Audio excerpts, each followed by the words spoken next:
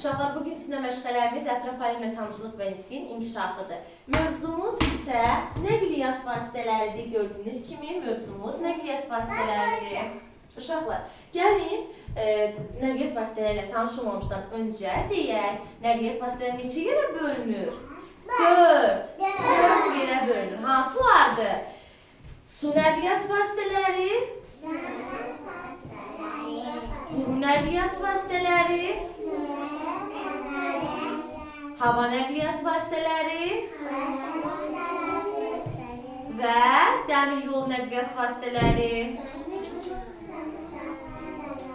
Uşaqlar, dedik ki, nəqliyyat vasitələri 4 yerə bölünür. Biz bugün sizinlə quru nəqliyyat vasitələrini keçəcəyik. Gəlin, ümumi nəqliyyat vasitələri ilə tanış olaq. Qatar, vertolyot, təyyarə, avtobus, minik avtomobili, traktor,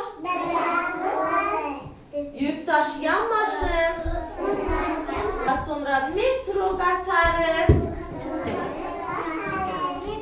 yangın söndürən, skuter, velosiped, təcili tibbi yardım maşını, motosiklet, daha sonra qayıq və gəmi.